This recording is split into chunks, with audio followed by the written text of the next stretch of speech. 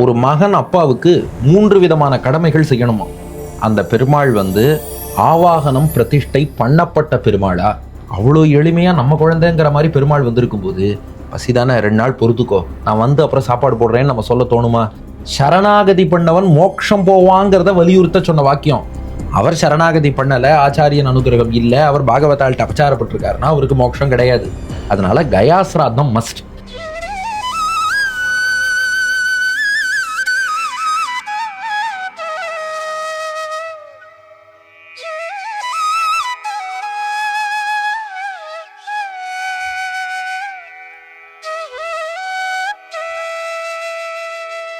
இப்போ பித்ருக்களுக்கு ஸ்ரார்த்தம் கொடுக்குற வழக்கம் நம்ம சனாதன தர்மத்தில், நம்ம ஹிந்து இதில் இருக்குது. அதில் 3 முக்கியமான இடங்கள் அப்படின்னு நம்ம எல்லாரும் சொல்கிறா. ஒன்று பத்ரியில், இன்னொன்று கயா ஸ்ரார்த்தம்ன்றா, இன்னொன்று திரிபுலானியில் பண்ணுற ஒரு ஸ்ரார்த்தம். இது 3ல் எது முக்கியம், ஏன் அங்கெல்லாம் போய் பண்ணுறோம், இது பண்ணாட்டா அதுக்கு உள்ளான பலன் என்ன, 3ம் கண்டிப்பாக பண்ணணுமா, ஏதாவது ஒன்று பண்ணால் போருமா? இது நிறைய பேர் கேட்டிருக்கா கயா சாதத்தை பற்றி. அதனால நீங்கள் கொஞ்சம் வெரி ட்ரிக்கி கொஸ்டின். அடிக்கடி சொல்கிறது தான், it is not that I am the person who is fit or apt or entitled to give answers. நான் ஜஸ்ட் ஒரு போஸ்ட்மேன். சாஸ்திரங்களில் என்ன இருக்கோ அதை சொல்கிறேன், அவ்வளோதான். இதை பொறுத்த வரைக்கும் எந்த புண்ணிய நதியிலையுமே பித்திருக்களுக்கு தர்ப்பணம் பண்ணுறதுங்கிறது ரொம்ப விசேஷமாக சொல்லப்பட்டிருக்கு. நீங்கள் ஈவன் ராமாயணத்தையே கவனித்தாலும், ராமர் வனவாசம் போகிறார் இல்லையா, அந்த ரூட்டில் எங்கெங்கெல்லாம் ஒரு புண்ணிய தீர்த்தம் இருக்கோ அங்கங்கெல்லாம் அவர் அந்த பித்திரு தர்ப்பணம்ங்கிறத பண்ணிக்கொண்டே வருகிறாருங்கிறத நீங்கள் நன்னாவே கவனிக்கலாம். இது அதனால் இந்த இடம் போய் அந்த இடம் போய் பண்ணுறதுங்கிறத விட நம்ம கர்மயோகத்தின் ஒரு பகுதியே க்ஷேத்ராடனம். புண்ணிய க்ஷேத்திரங்களுக்கும் புண்ணிய தீர்த்தங்களுக்கும் செல்வதுங்கிறது கர்மயோகத்தோட ஒரு அங்கம். அப்படி போகும்போது அங்கெல்லாம் பித்திருக்களுக்கு தர்ப்பணம் பண்ணணுங்கிறதும் ஒரு அங்கம். அந்த வழியில் எல்லா இடத்துலையும் பண்ணுவது விசேஷம். இப்போ நீங்கள் கேட்ட கேள்விக்கு வருவோம். பத்ரிநாத் சொல்கிறா, கயா சொல்கிறா, திருப்புலானி சொல்கிறா, எதுனா சாஸ்திரங்களில் முக்கியமாக விதிக்கப்பட்டது கயாசிராதம் தான். இதை பற்றி ஒரு ஸ்லோகமே இருக்குது. அக்கா மற்ற இடம் வேண்டான்னு சொல்லலை, நீங்கள் எது மஸ்ட்டுன்னு கேட்டதுனால சொல்கிறேன். ஒரு மகன் அப்பாவுக்கு 3 விதமான கடமைகள் செய்யணுமா. ஜீவித்தோர் வாக்கிய கரணாத்து, பிரத்யப்தம் பூரி போஜனாத்து, கயாயாம் பிண்டதானாச்ச, திரிபிஃப் புத்திரஸ்ய புத்திரதா. அப்பாவுக்கு மகனாக பிறந்ததுனாலேயே அவனுக்கு புத்திரன்னு பேர் வந்துடாதான். புத்திரன்னு எப்போ ஆவான்னா அவன் 3 காரியம் பண்ணணுமா. 1, ஜீவித்தோர் வாக்கிய கரணாத், அப்பா உயிரோடு இருக்கும்போது அவர் சொன்ன பேச்சு கேட்டு நடக்கணும். பிரத்யப்தம் பூரி போஜனாத், 2, அப்பா போனப்புறம் அவருக்கு வருஷம் பண்ண வேண்டிய சிராத்தம், அந்தந்த நாள்களில் பண்ண வேண்டிய தர்ப்பணம், இதெல்லாம் கரெக்டாக பண்ணணும். 3, கயாயாம் பிண்டதானாச்ச, கயால ஒரு முறையாவது சிராத்தம் பண்ணணும். கயா சிராத்தம் பண்ணது ரீப்ளேஸ்மெண்ட் கிடையாது. அது வேற சொல்லிடுறா, நீ கயால சிராத்தம் பண்ணிட்ட, இனி வாழ்க்கை முழுக்க சிராத்தமே பண்ண வேண்டாம், அப்படி கிடையாது. கயா சிராத்தம் பண்ண வேண்டியது தனி. அது இல்லாமல் வருஷம் பண்ண வேண்டிய சிராத்தம், அப்பப்போ பண்ண வேண்டிய தர்ப்பணாதிகளும் பண்ணணும். இது எல்லாத்தோட முக்கியம், ஒரு உயிரோடு இருக்கும்போது அந்த பெற்றோர்கள் சொன்ன பேச்சை கேட்டு நடக்கணும். இந்த 3ம் ஒருவன் செய்தால் அவன் புத்திரன்னு கருதப்படுவான்னு சொல்லியிருக்கு. அதனால கயா சிராத்தம் மஸ்ட். அதனால யாருக்கெல்லாம் முடியுமோ, அதுக்காக அகைன் உடனே கட்டாயப்படுத்தணும். இப்போ வசதி இல்லாதவா இங்கேருந்து கயை வரைக்கும் போய் பண்ணுன்னா அவளுக்கு கஷ்டம். சரி, இங்கேருந்து ஸ்ரத்தையாக பண்ணலாம், அது வேற விஷயம். ஆனால் யாருக்கெல்லாம் முடியுமோ அவள் கட்டாயம் பித்திருக்களுக்காக கயாசிராதம் மட்டும் பண்ணுவதுங்கிறது சாஸ்திரங்கள்லேயே விதிக்கப்பட்டிருக்கு. ஓகே, இதுலயே நான் இன்னொரு கேள்வி வச்சிருந்தேன், அதுக்கு சேர்த்து நீங்க பதில் சொல்லிட்டேன். ஏன்னா இந்த காலத்து பிள்ளைகள்லாம் பாதி பேர் பெற்றோர்களால் பார்த்துக்க முடியறதில்ல, பெற்றோர்களை பார்த்துக்க முடியறதில்ல. ஒரு ரீசன் எங்கேயோ வெளியில் இருக்கா, அதனால் பார்த்துக்க முடியல. ஆனால் சில பேர் இங்கேயே இருந்துட்டே பெற்றோர்களை பார்த்து கொள்வதில்லை. எல்லாரும் ஓல்டேஜ் ஹோமில் கொண்டு விட்டுடுறா, திரும்பி கூட பார்க்கறதில்ல. இது ரொம்ப கான்ட்ரவர்சியாக கூட இருக்கும். ஏன்னா உயிரோடு இருக்கிற பெற்றோர்களை பார்த்துக்காதவர்கள், அவர்கள் இறந்து போனதுக்கப்புறம் ஐயோ நான் சாதம் பண்ணுவேன், கயால பண்ணுறேன், அங்கே பண்ணுறேன், இங்கே பண்ணுறேன், வருஷம் பண்ணுறேன் துடிச்சுண்டு பண்ணுறாளே, இது எப்படி நம்ம ஒத்துக்க முடியும்? ஏன்னா உயிரோடு இருக்க பெற்றோர்களை பார்த்து கொள்ளாதவர்கள் சார்தம் மட்டும் எதுக்கு பண்ணணும்? நல்ல கேள்விதான். ஒரு ஜோக்குன்னு சொன்னேனே, ஒரு இதில் சொன்னால், ஒரு பையன் அம்மாவை முதியோர் இல்லத்தில் சேர்த்துட்டான். அம்மாவை அங்கே பார்க்க போனான்னா, எப்படி இருக்கேன்னா, ஒரு ஃபேனாவது போட்டுடா, இங்கே ஃபேன் இல்லாமல் கஷ்டப்படுறேன் அப்படின்னா. அவன் ஃபேன்லாம் போட முடியாது, அதெல்லாம் ரொம்ப கஷ்டம்னா. அவள் அம்மா சொன்னாலாம், நான் எனக்காக சொல்லடா, உனக்காக சொன்னேன், அடுத்து உன் பையன் உன்னை இங்கே தான் சேர்க்க போகிறான், நான் ஃபேன் இல்லாமல் சமாளித்தேன், என் புள்ள உன்னால் சமாளிக்க முடியாது, நீ இப்போவே போட்டு வச்சுட்டேன்னா பின்னாடி உன் பையன் சேர்க்கும்போது வசதியாக இருக்கும்னா. அந்த மாதிரி நம் பெற்றோர்களை நாம் கொண்டு போய் முதியோர் இல்லத்தில் தள்ளணும்னா, கவனிக்காமல் விட்டோம்னா நம் பிள்ளைகள் நம்மை எப்படி கவனிப்பார்கள்னு யோசிச்சு பார்க்கணும். இது நான் ஜோக்குக்காக சொல்லலை. நாம் என்ன பண்ணுறோமோ அதுதானே திரும்பி வரும், அதுதானே ரூல் ஆஃப் கர்மா.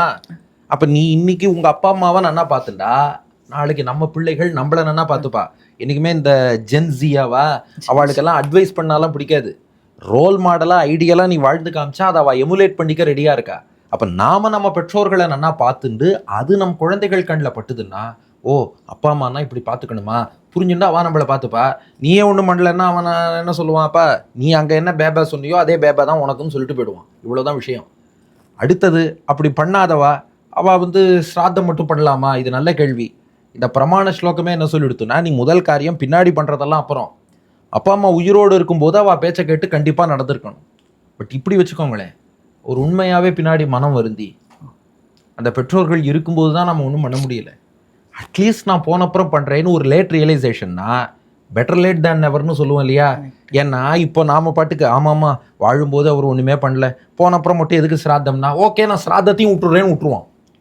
சரி, அட்லீஸ்ட் யாரெல்லாம் வாழும்போது பெற்றோர்களுக்கு அப்படி பண்ண முடியலையோ அதை ரீப்ளேஸ் பண்ணாது தான். பட் என்ன பண்ணுறது, அட்லீஸ்ட் இனியாவது மனம் திருந்தி மனசார பகவான்கிட்டையும் அந்த பெற்றோர்கள்ட்டையும் பிரார்த்திச்சுட்டு இங்கே வாழும் வரை உங்களை அவமதிச்சுட்டேன், தப்பு தான், உங்கள் பேச்சு கேட்டு நடக்கலை, இந்த ஸ்ராத்தத்தை உண்மையான ஸ்ரத்தையோடு பக்தியோடு தரேன், ஏற்றுக்கோங்கன்னு பிரார்த்திப்பதை தவிர அவருக்கு வேறு வழி இல்லையே. வேறு என்ன சொல்யூஷன் கொடுக்க முடியும்? அதனால் அந்த ரீதியில் பகட்டுக்காக நான் பண்ணேன்னு 4 பேர்கிட்ட சொல்கிறதுக்காக அவர் பண்ணாமல் உண்மையான ஸ்ரத்தையோடு பண்ணாதான் ஸ்ராத்தம். அந்த ஸ்ரத்தையோடு பித்திருக்கள்கிட்ட பக்தியோடு செய்வது வேணா இதுக்கு சொல்யூஷனாக இருக்கும். ஓகே, அதனால் கர்மாவை விட்டுட வேண்டாம். ஓகே. இது வந்து இப்போ ரீசெண்டாக நான் ஒருத்தரோட பேசினேன். அவர்கிட்ட பேசுகிறச்ச இந்த மாதிரி ஒரு விஷயம் ஒன்று சொன்னார். அது நடைமுறைக்கு சாத்தியம் நன்னா இருக்குது, ஆனால் சாஸ்திரத்துக்கு அது எப்படின்னு எனக்கு தெரியல. அந்த ஒரு விஷயந்தான் உங்கள்கிட்ட கேட்கணும்னு. அவர் என்ன சொன்னார், அவத்தில் பெருமாள் வச்சுருக்கார், ஆனால் நான் ஊருக்கெல்லாம் போகிறச்ச பெருமாளை ஆற்றுலேயே வச்சு விட்றேன். நான் எந்த ஊருக்கு போனாலும் அந்த ஐபேடை திறந்து வச்சுன்னு அந்த பெருமாளை இதை பார்த்துட்டு மானசீகமாக பூஜை பண்ணுறேன் அப்படின்னு சொன்னார். ஸோ அது எவ்வளோ தூரம் ஏற்றுக்கக்கூடிய ஒரு விஷயம் அப்படின்னு இது 2 பார்ட்டாக பிரிச்சுக்கணும் மேடம். அந்த பெருமாள் வந்து ஆவாகனம் பிரதிஷ்டை பண்ணப்பட்ட பெருமாளா, அல்லது சில பேர் ஆத்திர சும்மா தியானத்துக்காக விக்கிரகம் வச்சுருப்பா, அந்த மாதிரி விக்கிரகமானு பார்க்கணும். நம்ம ப்ராப்பராக பிரதிஷ்டை பண்ணிட்டோன்னா அவருக்கு நேராக தான் திருவாராதனை பண்ணணுமே ஒழிய இது வந்து அதுக்கு ரீப்ளேஸ்மெண்ட் ஆகாது. இல்லை நான் சும்மா தியானத்துக்காக பெருமாள் விக்கிரகம் ஆற்றுல எழுந்துருளை பண்ணியிருக்கேன், நான் போகும்போது ஐபேட்லேயோ ஃபோன்லேயோ வச்சு அந்த பெருமாளை சிந்தனை பண்ணுறேன்னா அதில் பாதகம் இல்லை. இன்னொன்று, நாம் வெளியூர் போனாலும் நமக்கு இப்போ சாலக்கிராம பெருமாள் இருக்காருன்னா அவரை எழுந்துருளை பண்ணிட்டு போகிறது. எங்கள் ஆச்சாரியெல்லாம் விக்கிரக பெருமாளையே கூட எழுந்துருளை பண்ணிட்டு போய் தான் திருவாராதனை பண்ணுறதுன்னு வழக்கம் வச்சுருக்கார். அதனால் விக்கிரகத்தில் பிரதிஷ்டை பண்ணப்பட்ட பெருமாளை நான் வந்து ஆற்றுலேயே எழுந்துருளை பண்ணிவிட்டு இங்கேருந்து மானசீகமாக பண்ணுறேங்கிறது அவ்வளோ தூரம் பெரியோர்கள் ப்ரெஸ்கிரைப் பண்ணாத ஒரு விஷயம். இப்போ செகண்ட் பார்ட்டுக்கு வருவோம். நான் உங்கள்கிட்ட ஒரு கேள்வி கேட்குறேன், இதுக்கு நீங்கள் பதில் சொன்னால் இது அதுக்கு ஆன்சராக இருக்கும். உங்கள் ஆற்றுல உங்கள் பேரம்பேத்தி குழந்தைகள் இருக்கான்னு வச்சுக்கோங்க. நீங்கள் குழந்தை இங்கே விட்டுட்டு நீங்கள் எங்கேயோ வெளியூர் போகிறீள், திடீர்னு உங்களுக்கு ஞாபகம் வருது, ஐயோ அங்கே பேத்திக்கு பசிக்கும் பேரனுக்கு பசிக்கும் சாப்பாடு ஊட்டணும்னு ஐபேட் எடுத்து வச்சுட்டு இங்கேருந்து சாப்பாடையும் எடுத்து வச்சுட்டு மானசீகமாக உனக்கு சாப்பாடு ஊட்டுறேன்னு பண்ணுவேளா? முடியாதே. என்ன பண்ணுவேள்? அங்கே யார்ட்டையாவது சொல்லிட்டு வருவேன். அங்கே யார்ட்டையாவது சொல்லி இந்த நேரம் என் குழந்தைக்கு பசிக்கும், அந்த குழந்தைக்கு சாப்பாடு கொடுன்னு சொல்லியிருப்பேன் இல்லையா?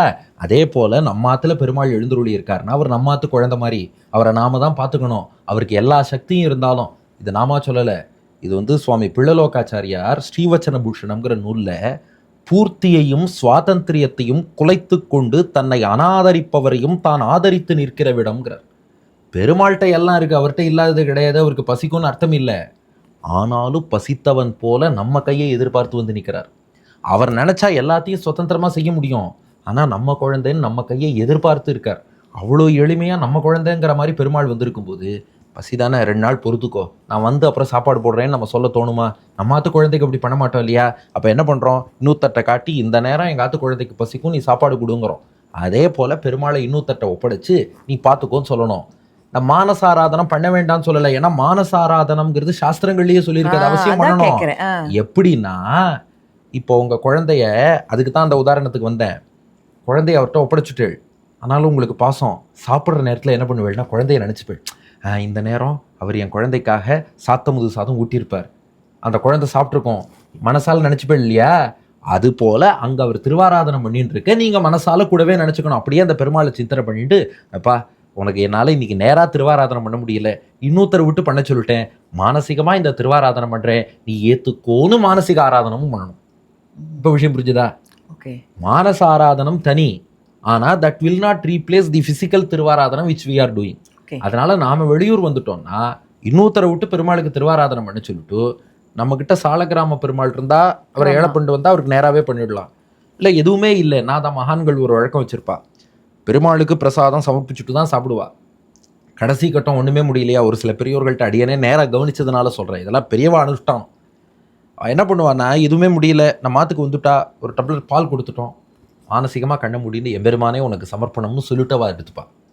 அது போல மானசாராதனம்ங்கிறதையும் சேர்த்து பண்ணலாமே ஒழிய இதை வச்சு அதை ரீப்ளேஸ் பண்ணுறதுங்கிறது அவ்வளோ தூரம் ஸ்லாகியம் இல்லை. எனக்கு இதில் இன்னொன்று என்னென்னா, இப்போ பெருமாள் நம்ம ஏழை பண்ணியிருக்கோம், நம்ம போகிற இடங்கள்லாம் நிறைய அசௌகரியங்களாக இருக்கும், சுத்த பத்தம் பற்றி நம்மளுக்கு நிறைய டவுட்ஸ் இருக்கும். நாமே அசுத்தமாயிட்டோம், அப்புறம் அந்த இடத்துல பியூராக தானே இருக்கணும்.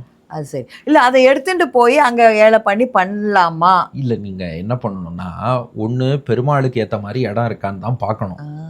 அப்படிப்பட்ட இடத்துல ஸ்டே பண்ணணும். இப்போது எங்கள் ஆச்சாரியன் வில்லூர் கருணாகராச்சார சுவாமிலாம் எங்கே எழுந்துருளினாலும் கூடவே வந்து அவருடைய திருவாராதன பெருமாள் நவநீத நட்டகிருஷ்ணன், அவர் அதுக்குன்னு சொல்லிட்டு இப்போது நம்மாத்து குழந்தைக்குன்னு நம்ம ஏற்பாடு பண்ணுவோம் இல்லையா, அதுபோல் ஸ்ரீபாஷ்ய சிம்மாசன விமானம்னு தனி விமானம், அதில் வந்து பெருமாள் அவருக்கான கோவிலாழ்வாரோட வந்து அதில் பெருமாளுக்கு ஜெர்க் ஆகக்கூடாதுன்னு சொல்லிட்டு அதுக்காக அந்த ஒரு ஹோல்ஸ் மாதிரி பண்ணி அதில் அந்த கரெக்டாக ஃபிட் பண்ணி பெருமாளை ஊஞ்சலில் எழுந்தருளை பண்ணி அப்படியே ஊஞ்சலாடின்னு வருவார். அவருக்கு ஜெர்க் இல்லாமல் அத்தனையும் பண்ணி எங்கே போனாலும் எழுந்தருளை பண்ணிட்டு தான் போகிறது வழக்கம்.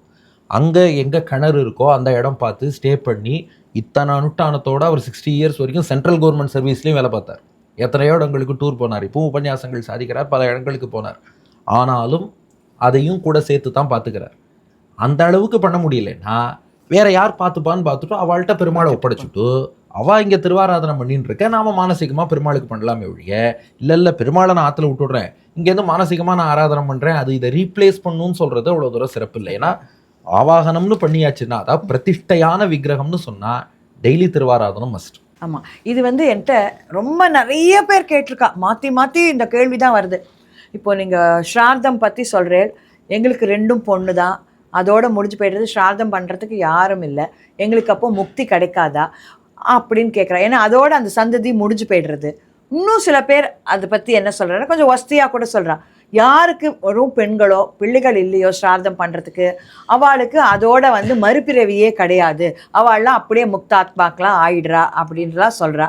இது 2 வருஷனும் தப்பு மேடம். இன்னைக்கு என்ன ப்ராப்ளம்னா, இப்போது சாஸ்திரத்துலேருந்து ஒன்று சொன்னோன்னு வச்சுக்கோங்களேன், அதை வச்சு கீழே டிபேட் பண்ணுறா. இப்போ யூடியூப் கமெண்ட்ஸ் எல்லாம் வந்தது, சாஸ்திரத்துலேருந்து சொன்னால் இல்லை இது என் மைண்டுக்கு ஒத்து வரல அப்படின்னு கமெண்ட் பண்ணுவா. வாட்ஸ்அப்பில் வரதை அப்படியே நம்பிடுவா. இது வாட்ஸ்அப்பில் யாராவது ஃபார்வர்ட் பண்ணியிருப்பார், பெண் குழந்தை மட்டுமே பிறந்திருக்கிறது என்றால் அவர் இந்த ஜென்ம முடிவில் மோட்சம் போயிடுவார். வாட்ஸ்அப்லேயே வந்தது சரியாக தான் இருக்கும், அதை நம்புறா. ஆனால் ஒரு சாஸ்திரத்துலேருந்து ஒரு வாக்கியத்தை கொடுத்து இது இப்படித்தான் இருக்குன்னு சொல்லி அதுக்கு வியாக்கியானத்தோட சொன்னால் அதை வச்சு 1000 கேள்வி கேட்பது, இதெல்லாம் கலியுகத்தின் பல இயல்புல இதுவும் ஒன்று. இது 2மே கிடையாது. ஒருத்தர் அவர் மோட்சம் போகிறதும் போகாததும் அவருடைய சொந்த கர்மாவை பேஸ் பண்ணித்தானே ஒழிய அடுத்து இவ என்ன பண்ணுறா பண்ணலை, அவளுக்கு பொண்ணு இருக்கா பிள்ளை இருக்கா குழந்தை இருக்கா இல்லையா, இது எதுவுமே அதை டிசைட் பண்ணாது. நாம் பெருமாள்கிட்ட சரணாகதி பண்ணியிருந்தா ஆச்சாரியன் அனுகிரகம் நமக்கு இருந்தால் நமக்கு மோட்சம். அவர் சரணாகதி பண்ணலை, ஆச்சாரியன் அனுகிரகம் இல்லை, அவர் பாகவதாள்கிட்ட அபச்சாரப்பட்டிருக்காருன்னா அவருக்கு மோட்சம் கிடையாது.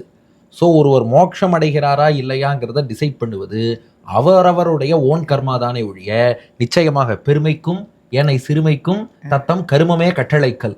அதுபோல் முக்தி அடைவதற்கும் அடையாமல் இருப்பதற்கும் அவாவா சரணாகதி பண்ணாளா இல்லையா, ஆச்சாரியன் அருள் பெற்றாளா இல்லையாங்கிறது தான் டிசைட் பண்ணுமே ஒழிய இது பண்ணாது. ஓகே, அப்போ அப்படின்னா ஆண் குழந்தை உள்ளவாளும் பண்ணாமே விட்டுருலாமே. இதுக்கு நம்ம ரத்னமாலாலேயே ஆன்சர் சொல்லிட்டோம். ஒருத்தர் மோட்சம் அவர் போனார் போலையாங்கிறது அப்புறம், நீ ஏன் கர்மா பண்ணணும்னு சொல்லியிருக்குன்னா பகவான் சாஸ்திரத்தில் இட்ட கட்டளை, அதன்படி நீ கர்மா பண்ணால் பெருமாள் உங்ககிட்ட ப்ளீஸ் ஆகி உனக்கு அனுகிரகம் பண்ணுவார். அதனால இவர் பண்ணணுங்கிறதுக்கான ரீசன் வேற, அது இவருக்குன்னு விதிக்கப்பட்ட ரூல். இது மோட்சம் போகாதவா விஷயத்தில் இந்த ஸ்ராத்தம் தர்ப்பணம் எல்லாம் ஓரளவு ஹெல்ப் பண்ணும் அவளுக்கு.